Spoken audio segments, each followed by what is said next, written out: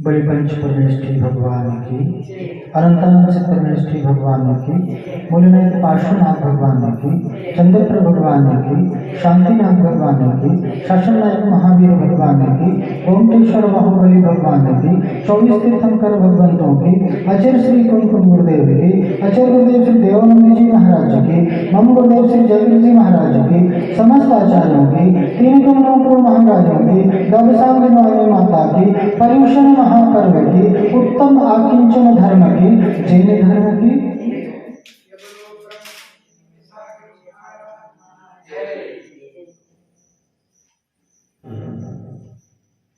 America के राष्ट्रपति Abraham Lincoln,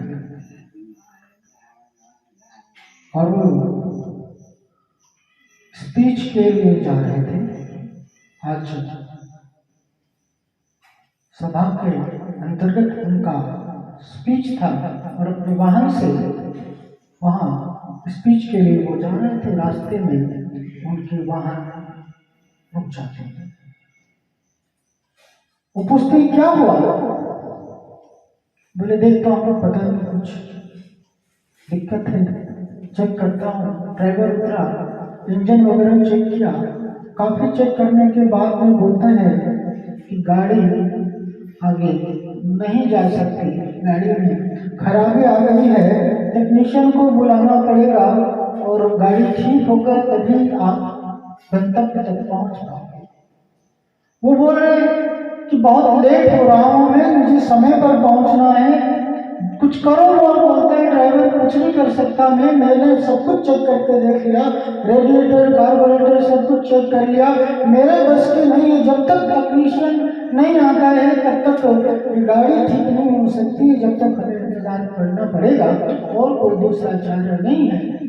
तो अब्राहम लिंकन गाड़ी पर से उतर जाते हैं और उतर करके थोड़े आगे एक टैक्सी वाला होता है, उस टैक्सी वाले को कहते कि जो भैया तुम राष्ट्रपति भवन चलोगे? तो वो मना कर देता है कि मैं राष्ट्रपति भवन नहीं जा रहा। विचार करो, मैंने तो $10,000 दूंगा। बोले $10,000 दो चाहे कुछ भी दो, मैंने बोल दिया मैं नहीं जाऊंगा, मतलब नहीं जाऊंगा। बोले तुम्हें $10,000 दे रहा हूँ, तुम नहीं जा रही, क्या बात है? फिर आपको मालूम नहीं है अब्राहम लिंकन का स्पीच आने वाला है। वो रेडियो लगा करके गाड़ी में बैठा हुआ था, अभी उनका स्पीच शुरू होगा और मैं उनकी स्पीच को सुनूंगा। बहुत ही फेमस था उनका स्पीच, लोग बहुत चाहते थे उसकी आवाज को सुनना, उनकी बातों को सुनना। लोग बहुत उत्सुकता से उसका इंतजार कर रहे थे और उसी प्रकार से वो टैक्सी ड्राइवर भी उसका इंतजार कर रहा था।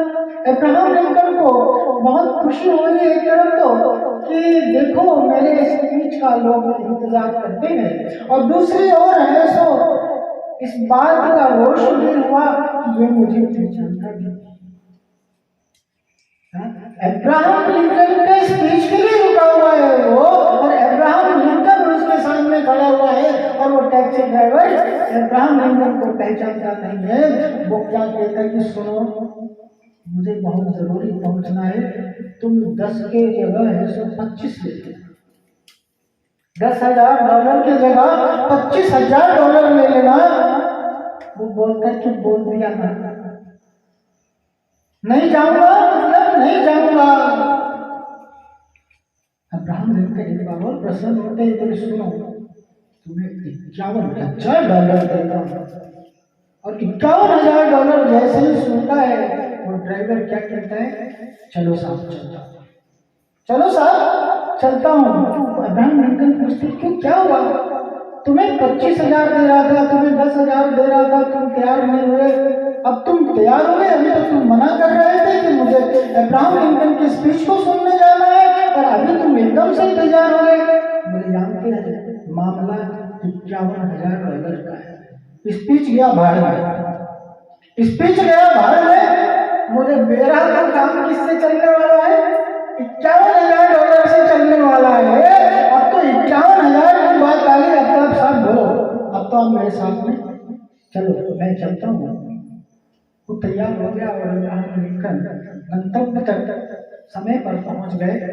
कहने की बात यह है कि अब्राहम लिंकन जैसा समर्थ व्यक्ति और इस दरमियान उनके अंदर बहुत से भाव आए, खुशी के भी भाव आए और रोष के भी भाव आए, हर्ष के भी भाव आए और विषाद के भी भाव आए।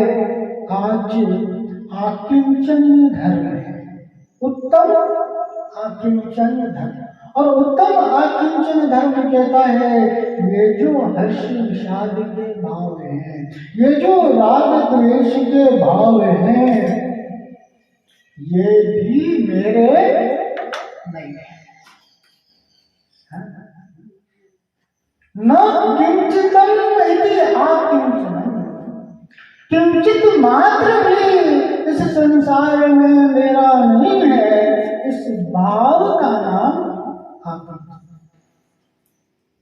अहमेको खलु शुद्धो नान दंसनम सदा रोगी नव किंचित परमाणु, परमाणु मात्र भी इस संसार में मेरा नहीं है। मेरा स्वरूप कैसा है? निश्चय से शुद्ध स्वरूप है। ऐसे शुद्ध स्वरूप का श्रद्धान और समस्त पर पदार्थों से अपनत्व के भाव का अभाव का नाम क्या है? आकिंचन।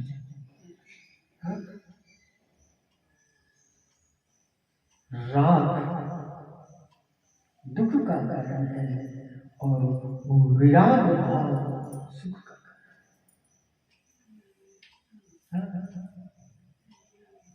आकिंचन की बात आती है तो परिग्रह, क्या करना?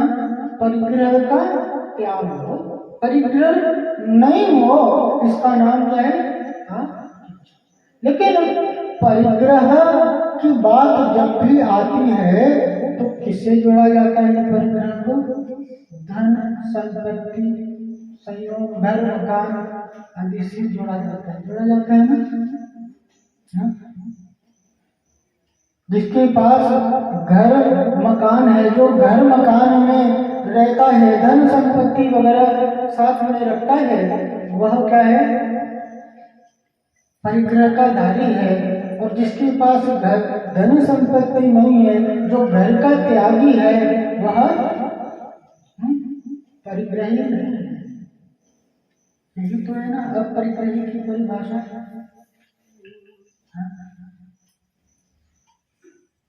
परिग्रह के 24 भेद, परिग्रह के 24 भेद है। और बाह्य परिग्रह, तो ये जो बाह्य में परिग्रह होने पर भी परिग्रह हो, ये जरूरी नहीं, क्योंकि जिस धन संपत्ति और घर मकान आदि की बात हम करते हैं, धन संपत्ति देव पर्याय में धन संपत्ति रुपया पैसा चलता है क्या? वहाँ 500 का नोट, 1000 का नोट देवगति में है क्या? नहीं है ना।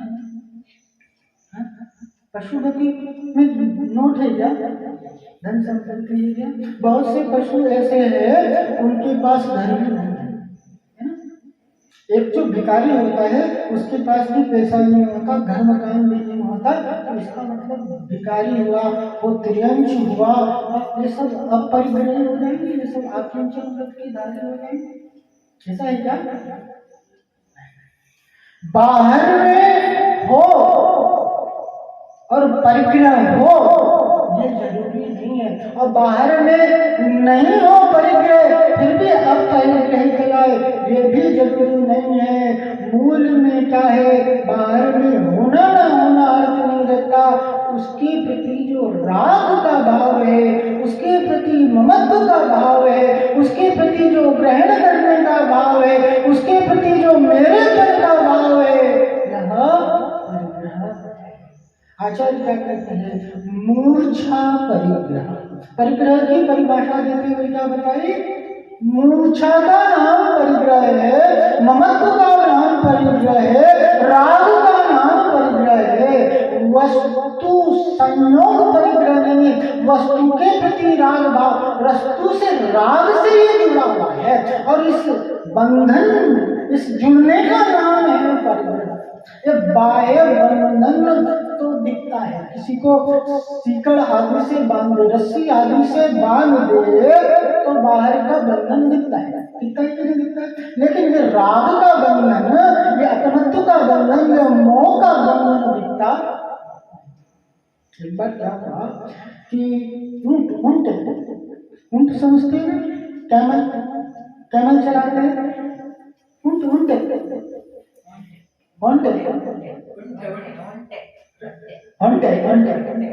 होंटे वाला है, बहुत सारा लेकर के देखा होगा, रास्ते से जाकर वो राजस्थानी लोग जो रहते हैं होंटे चढ़ाते हैं, बहुत सारे होंटे होते हैं, उनके साथ में कैमल होते हैं, ऊँट होते हैं, और वो एक स्थान से दूसरे स्थान में जा रहे होते हैं। और क्या हुआ एक बार कि रात का वक्त हो जाए, शाम हो चली, तब क्या हुआ कि भाई सुबह हो जब तक रुकना होगा, और सुबह हो जब तक रुकना होगा तो क्या हुआ,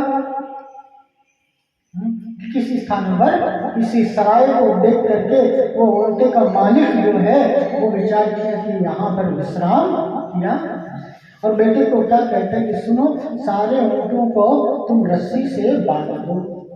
सारे ऊँटों को रस्सी से बांध दिया, लेकिन एक रस्सी कम पड़ गई ऊँट को बांधने के लिए, एक रस्सी कम पड़ गई ऊँट को बांधने के लिए। तो वो पिताजी से आकर के कहता है कि एक रस्सी कम है ऊँट को बांधने के लिए, वो बंधेगा नहीं तो रात में भाग जाएगा।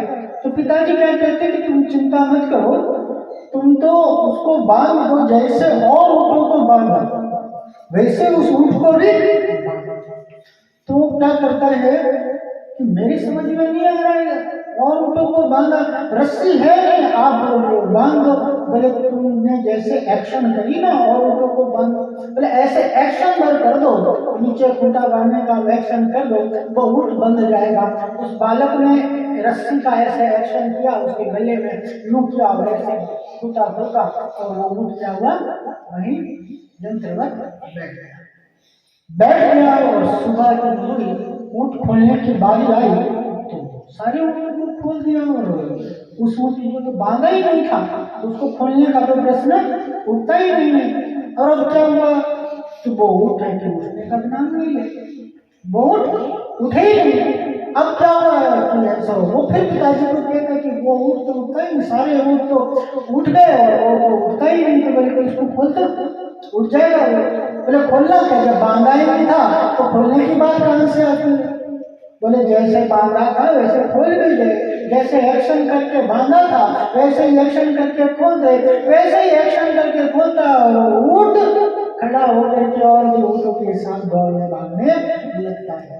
कहने के बाद क्या रस्सी से बांधा था उस ऊँट को, रस्सी से नहीं बांधा फिर भी वो ऊँट बंधा हुआ है। उसी प्रकार से यह व्यक्ति मोह के वशीभूत होकर के, राग के वशीभूत होकर के अपने संयोगों से, अपने परिग्रह से, आपकी गाड़ी बाहर खड़ी हुई है, आप यहाँ बैठे हुए हो, अगर गाड़ी की हॉर्न बजे तो आपको आकुलता होगी कि नहीं? आप कोई सेठ जी यहाँ पर बैठे हुए, कोई श्रोता यहाँ पर बैठे हैं, और वहां पर है सब धन का नुकसान लग गया, धन वहां है और ये यहाँ बैठे हुए हैं, नुकसान कहाँ लगा, चोरी कहाँ हुई है, दुकान में चोरी हुई है। सेठ जी यहाँ बैठ करके प्रवचन सुन रहे हैं, समाचार आएगा तो सेठ जी यहाँ प्रवचन सुनने की भागेंगे। इसी प्रकार से यह जीव राग से, मोह से बंधा हुआ है। इस राग का, इस मोह का नाम क्या है? धन संपत्ति आदि इकट्ठा करके और ये सुखी होना चाहता है, लेकिन यह बात सब जानते हैं। दुनिया में चाहे इकट्ठे कर लो कितने भी हीरे मोती, लेकिन याद रखना कफन में जेब नहीं, एक भी कण यहाँ से ले जाने में समर्थ नहीं। ये बात सभी जानते हैं कि जो कुछ भी हम इकट्ठा करने वाले हैं, जो कुछ भी ये इकट्ठा कर रहे हैं, धन धन धन करके निधन हो जाता है, लेकिन धन संपत्ति आदि इकट्ठा करने की चाह जाती नहीं है, फिर भी ये इकट्ठा करता रहता है। बोलो, एक कण भी ले जाने के लिए वहां से समर्थ है क्या? नहीं, फिर भी इकट्ठा करते हैं। एक राजा थे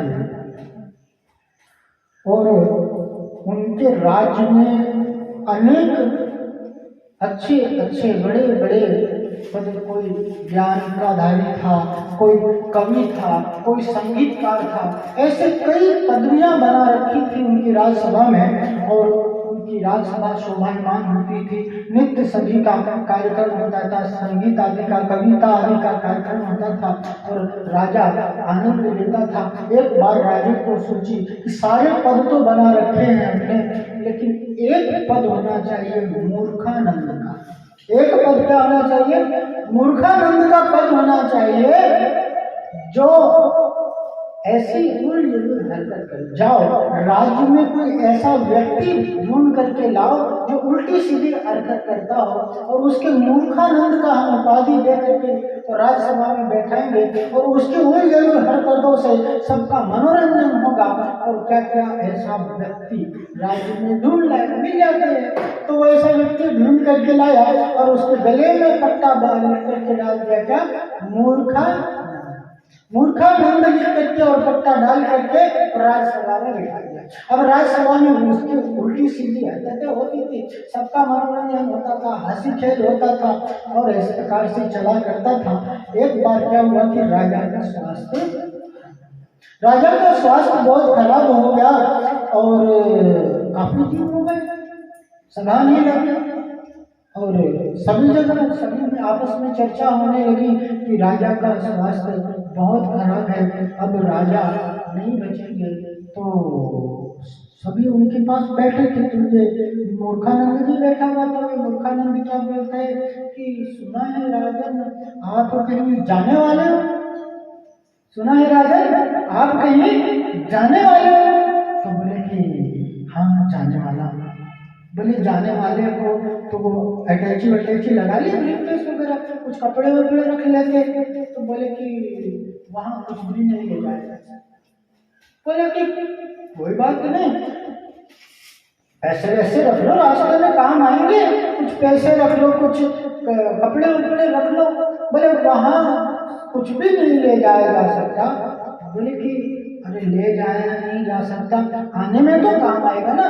बोले वहां जाने पर है सो वापिस भी वहां से कोई नहीं आता, वहां जाना तो निश्चित है, और वहां जाने के बाद वहां से वापिस भी कोई नहीं आता, और वहां कुछ भी नहीं ले जाया जा सकता। कुछ भी नहीं ले जाया जा सकता, वहां से वापस भी नहीं आया जा सकता। इसका मतलब है सो आपको आइडिया है, आप वहां है सो गए हो, पहले आप पहले जाकर के आए हो। बोले नहीं, मैं जाकर के नहीं आया हूँ, लेकिन मुझे मालूम है।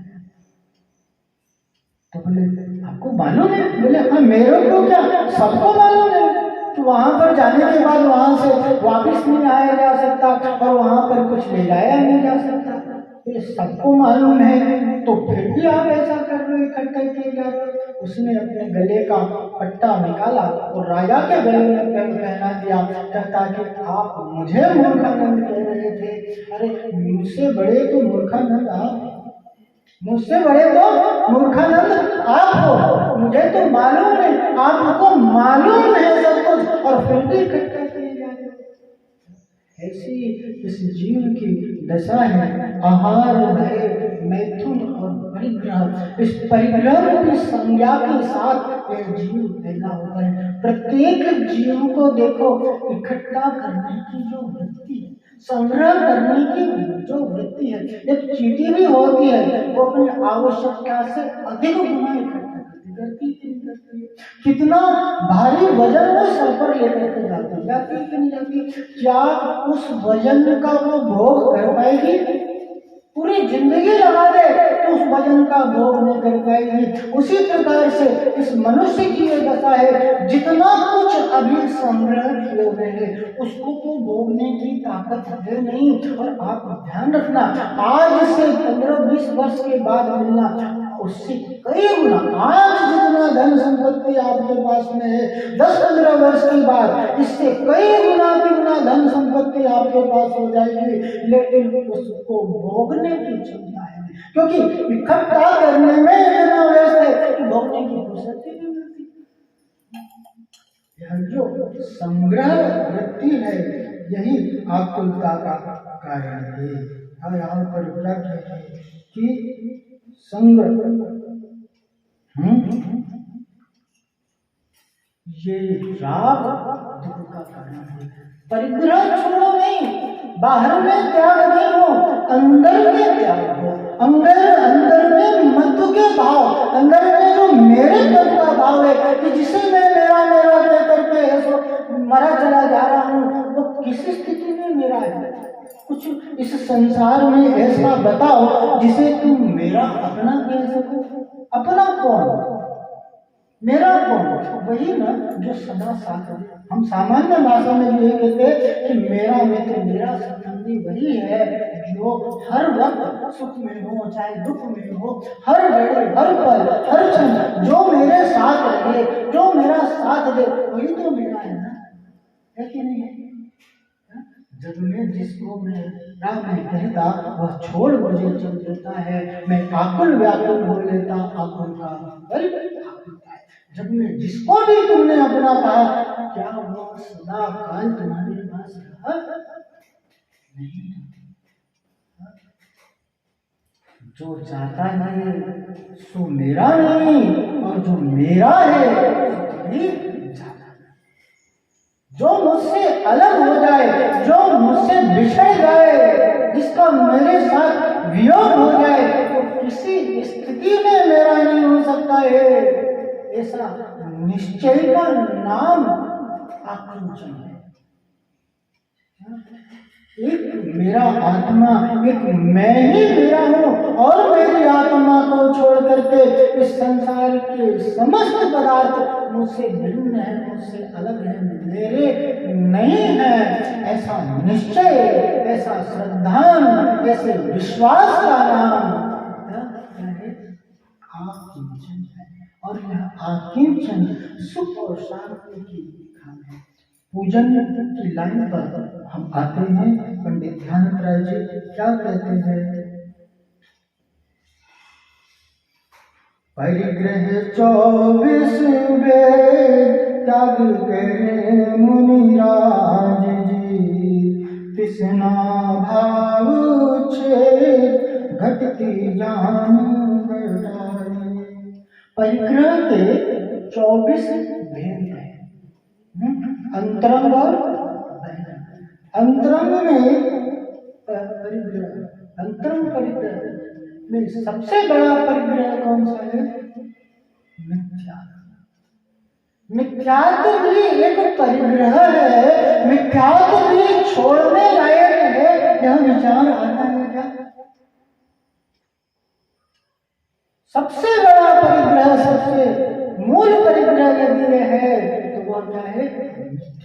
मिथ्या तो छूटता है तो बाकी के भी सारे परिग्रह छूटते हुए नजर आते हैं। मिथ्या तो क्रोध, मान, माया, लोभ, हास्य, रति, अति, शोक, भय, जिगुप्सा, स्त्री वेद, पुरुष वेद, नपुंसक। इस प्रकार से ये जो 14 भेद किए, ये अंतरंग भेद है। मिथ्या को छोड़ने योग्य है, क्रोध, मान, माया, लोभ छोड़ने योग्य है। यह बात तो समझ में आती है, लेकिन यह जो अंतरंग परिग्रह कहता है कि हंसी भी एक परिग्रह है। हास्य, हास्य परिग्रह, हम हंस रहे हैं, हाँ, वो भी एक प्रकार का परिग्रह है।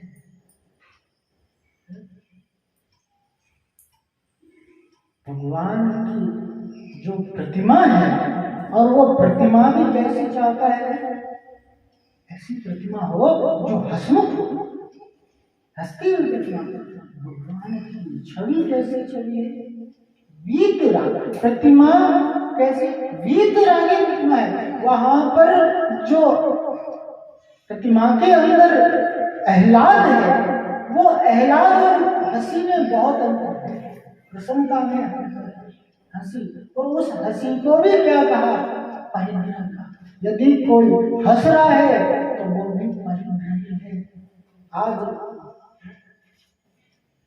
क्योंकि हंसी भी एक कषाय है।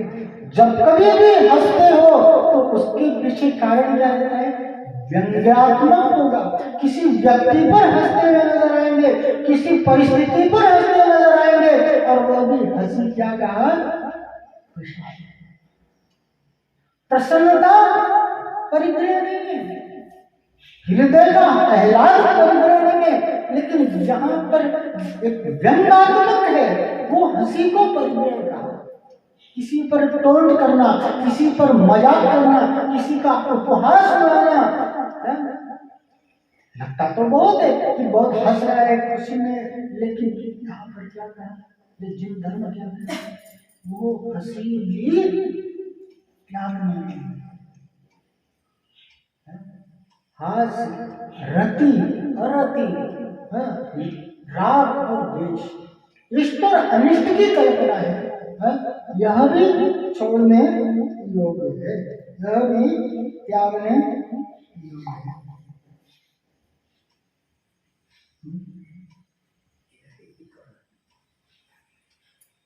तो क्या कह रहे हैं, परिग्रह 24 भेद, और इस 24 भेद बाह्य और अभ्यंतर, अभ्यंतर में ये 14 भेद और 10 क्या बाह्य परिग्रह। कौन कौन से, क्षेत्र वास्तु, क्षेत्र अर्थात जमीन, मकान, हिरण स्वर्ण, सोना चांदी, धन धान्य, धान्य आदि है, धन धान्य आदि है। और क्या कहा, दासी दास, नौकर चाकर आदि रहते हैं, वो भी परिग्रह है। कुप प्रमाण भांड अतिक्रमा, बर्तन बिस्तर आदि, ये सारे परिग्रह के 10 भेद कहे। तो इस प्रकार से ये 24 भेद परिग्रह के कहे, और इन परिग्रहों का त्यागी एक मुनिराज ही हो सकता है। पूर्ण रूप में परिग्रह के त्यागी एक मुनिराज होते हैं, लेकिन यहाँ पर गृहस्थों की अपेक्षा से आंशिक रूप से त्याग करने की बात है, परिग्रह के परिमाण करने की बात है, कि जो संपत्ति है, ये सारे जो है उसका परिणाम परिमाण करो, क्रोध आदि का परिणाम करो, कि मैं अपने क्रोध आदि कषायों को मंद करूं, उसको घटाऊं। धन संपत्ति आदि जो है, घर मकान आदि है, कुप भांडे बर्तन आदि है, कपड़े आदि है, ये सारे जो एक सीमा में हो, एक निश्चितता में हो। अगर इसकी निश्चितता नहीं है तो तत्संबंधी दोष परिग्रह का। अगर उस निश्चितता हो जाएगी कि मैं इतना ही रखूंगा, देखो यहाँ पर धन की बात नहीं है, धन के परिमाण करने की बात नहीं कर रही है, क्योंकि धन का परिमाण हो नहीं सकता। क्योंकि आज अगर आप 10 लाख 50 लाख 1 करोड़ रुपए का परिमाण करते हो कि मैं इतना धन रखूंगा और इतने से ज्यादा धन नहीं रखूंगा, एक लिमिटेशन कर लिया ना। लेकिन आज से 10 साल के बाद इस 1 करोड़ रुपए की वैल्यू रहेगी क्या? रुपए पैसे की वैल्यू ऊपर नीचे होती रहती है, इसलिए रुपए पैसे आदि का परिमाण होना संभव नहीं है। फिर भी एक निश्चितता होनी चाहिए, वस्त्र आदि की निश्चितता होनी चाहिए। मेरे रहने के लिए एक मकान पर्याप्त है तो मैं एक ही मकान में संतोष करूंगा। तो होता क्या है, यहाँ भी मकान है तो एक फ्लैट बैंगलोर में भी होना चाहिए, एक मैंगलोर में भी हो जाए तो अच्छा है, तो उसकी तो कोई सीमा नहीं। फिर तो मुंबई में भी हो जाए, फिर कलकत्ता में भी हो जाए। हम शिखर की बार बार रहते हैं तो एक फ्लैट हम वहां पर भी खरीद ले, बस ये चलता ही रहेगा, उसकी कोई सीमा नहीं है। सुख का कारण क्या है? संतोष। संतोष करो। एक लिमिटेशन होना चाहिए, एक परिमाण होना चाहिए, धन संपत्ति आदि का परिमाण होना चाहिए। और क्या करना कि भैया क्रोध मान माया लोभ आदि को अपने जीवन में घटाने का प्रयास करना होगा, तभी हमारे अंदर परिग्रह अनुव्रत परिग्रह परिमाण व्रत होगा। यहाँ पर क्या है, परिग्रह 24 त्याग करे मुनिराज जी और तृष्णा भाव उच्छेद घटती जान। मुनिराज के लिए पूर्ण रूप में त्याग की बात कही और गृहस्थों के लिए क्या कह रहे हैं, तृष्णा भाव उच्छेद घटती जान। तृष्णा को घटा,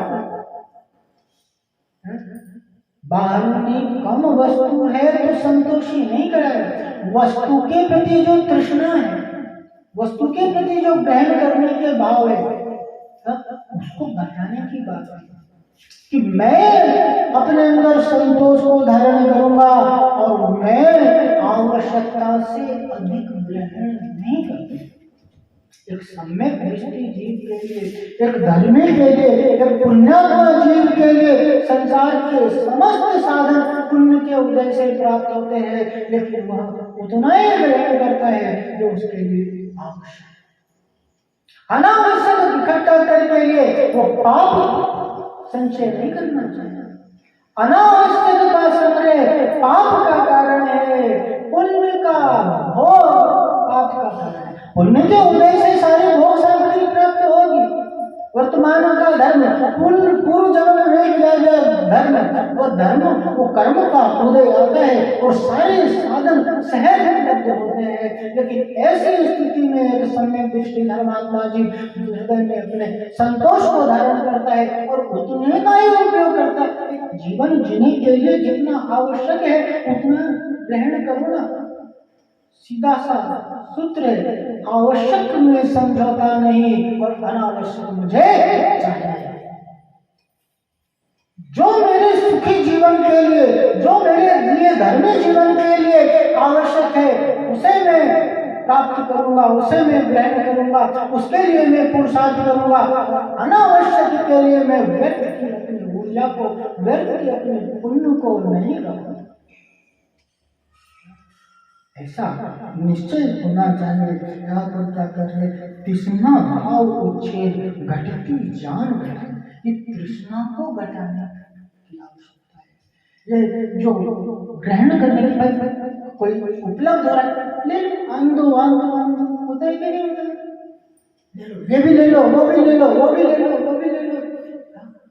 अरे लेने लेकर के इकट्ठा करता जाएगा, उसका करेगा क्या? लेकिन ये जो लेने लेने के चक्कर में जो कर्म इकट्ठा हो रहे हैं, उस कर्म को तुझे भोगना पड़ेगा। ये वस्तु तो साथ में जाने वाले नहीं है, इसके प्रति जो तूने तृष्णा करी, इसके प्रति जो तूने राग का भाव किया, ये राग आग दहे सदा ताते समामृत। ये राग को आग की उपमा दी। जिस प्रकार से अग्नि वस्तु को जलाती है, अग्नि ईंधन को जलाती है, उसी प्रकार से राग मेरी आत्मा को, मेरे परिणाम को जलाती है। चाह रूपी दाह में जल जाए, तृष्णा की आग में जल रहा है। सुख का कारण क्या है?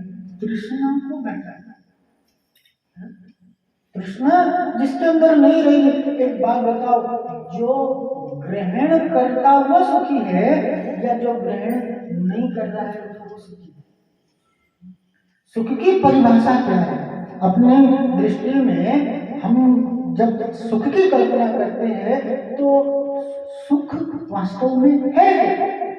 जिस सुख की प्राप्ति के लिए यह जीव निरंतर प्रयास कर रहा है, वास्तव में क्या उस सुख की प्राप्ति हुई? इतना धन हो जाएगा, ये मकान हो जाएगा, ये गाड़ी हो जाएगी, मैं यहाँ स्वर्ग में चला जाऊंगा, ये सारी जो स्थिति है चाहिए सुख का कारण है। सुख प्राप्ति है तू उपाय करता, सुख जाता दूर है। तू क्यों भयंकर भाव में प्रभाव में चकचूर है। सुख की प्राप्ति के लिए जितने भी उपाय करता है उतना ही सुख से वह दूर चला जाता है, क्योंकि सुख की प्राप्ति का उपाय ही नहीं। जिन संयोगों में सुख की तलाश हो रही है, आकिंचन धर्म कहता है उन संयोगों में सुख है।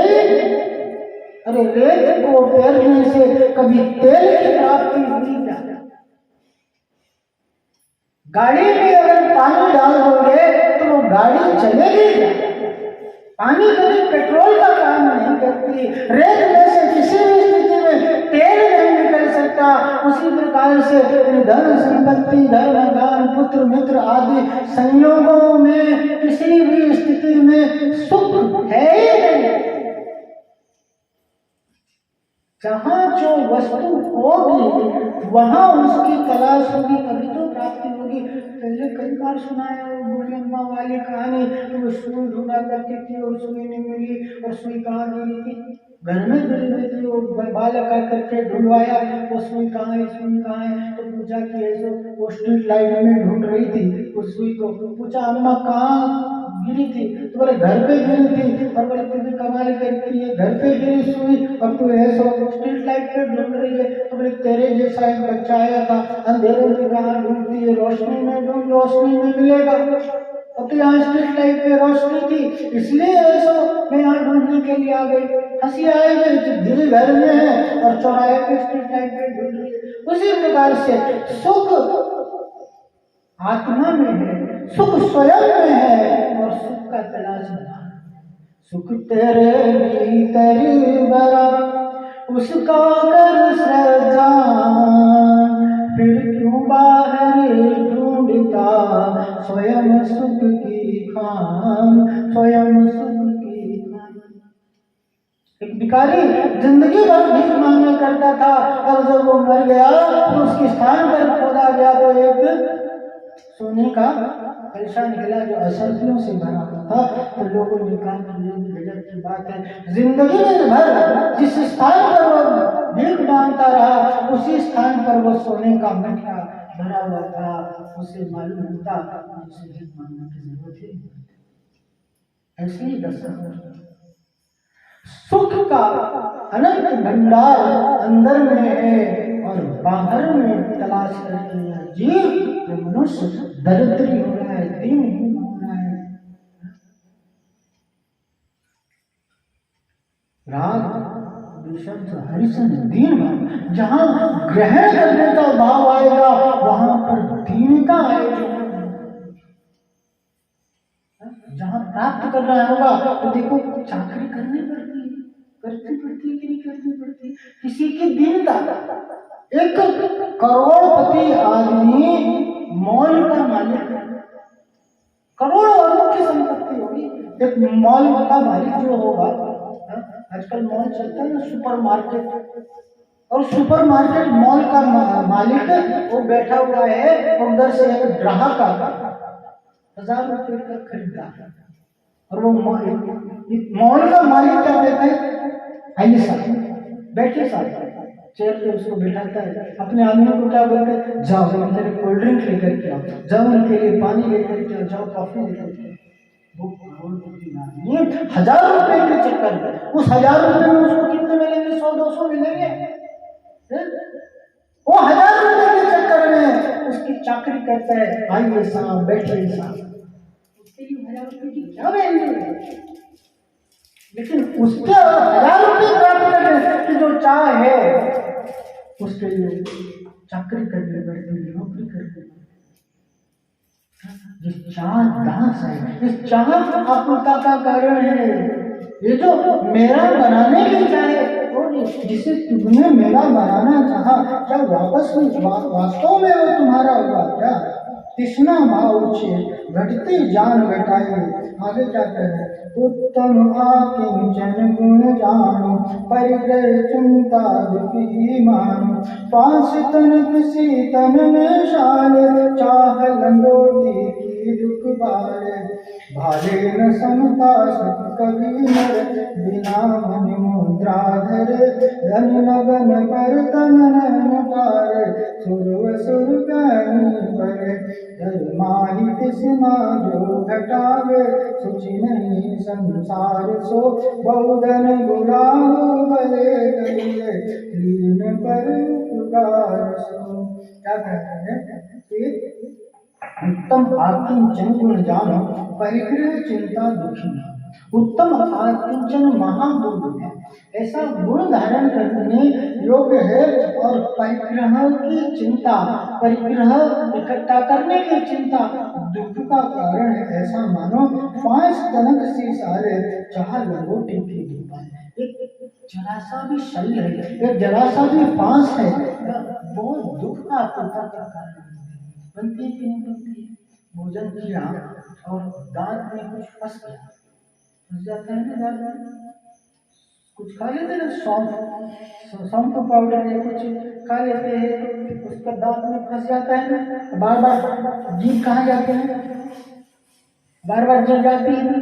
एक जरा सी फांस लगी हुई है और दिन भर जब तक वो निकल नहीं जाए तब तक कष्ट होते रहता है। इसी प्रकार से एक जरा सी भी इच्छा है, जरा सा भी शल्य है तो वो शल्य डालते रहता है, दुखी करते रहता है, अशांति करते रहता है।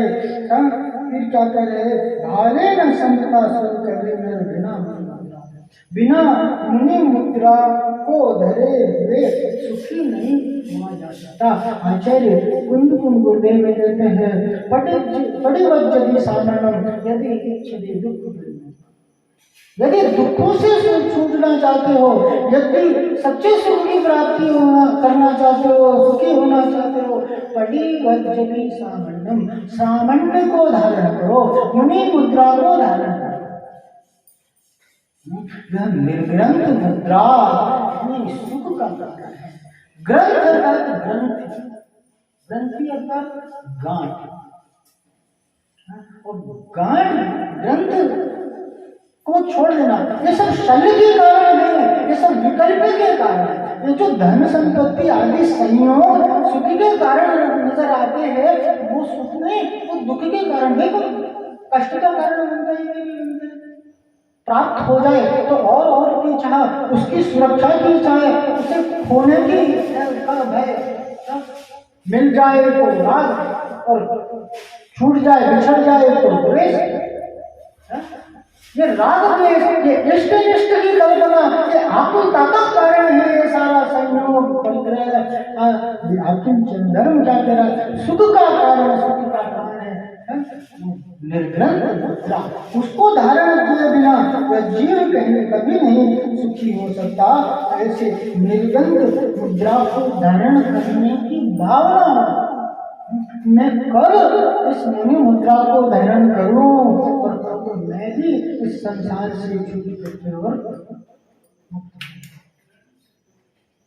बिना इस मुद्रा का कल्याण। आज मेरे पास शक्ति नहीं है, आज मेरे पास सामर्थ्य नहीं है, लेकिन मैं ऐसी भावना को भाव कि जब भी मैं सुखी होऊंगा, जब भी मेरा कल्याण होगा, तो बिना मुनि मुद्रा के मेरा कल्याण, बिना मुनि मुद्रा के मेरे लिए सुख की प्राप्ति। ऐसी भावना, ऐसा श्रद्धा, ऐसा विश्वास एक दिन परिणति का कारण बनता है और वही प्राप्ति में परिवर्तित होता है।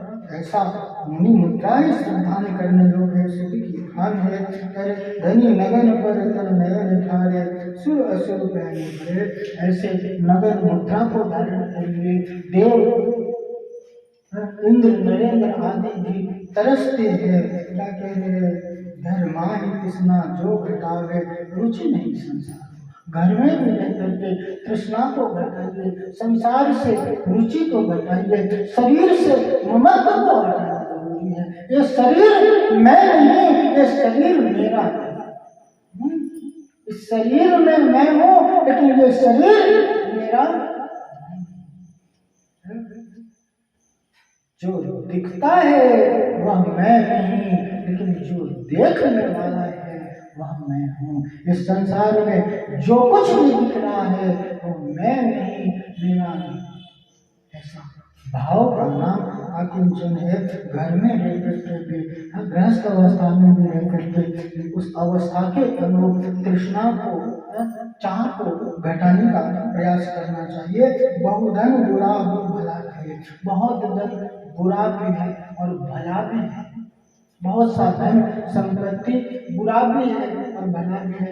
बुरा इसलिए है जहाँ पर उसके प्रति मेरे और अपने की भावना है, और भला इसलिए उसी धन संपत्ति का यदि परोपकार में हम उपयोग करें तो वह धन संपत्ति भी हमारे लिए कल्याण का कारण बनती है। इस प्रकार से आकिंचन धर्म को जाना, एक छोटे से दृष्टांत से अपन बात को समझेंगे कि किस प्रकार से यह परिग्रह की चाह, यह राग दुख का कारण है। एक बार क्या हुआ कि एक पुराना सेठ जमींदार का घर था, मुक्तेश, गुत्तू। और गुत्तू में क्या था कि गुत्तू में पुरानी कार थी, एंटीक कार होती है ना, पुराने। धर्मस्थल में देखा होगा कितनी सारी गाड़ी पुरानी गाड़ी धर्मस्थल में म्यूजियम, वो चंद्रपुर भगवान का जो मंदिर है उसके पास में वैसे। तो ऐसे गुत्तू में एक पुरानी गाड़ी थी, पहले जमाने की चलती थी वो गाड़ी। तो सेठ जी वो मुक्तेश कभी कभी है सो अपने सो नगर को घूमने के लिए निकलते थे उस पर।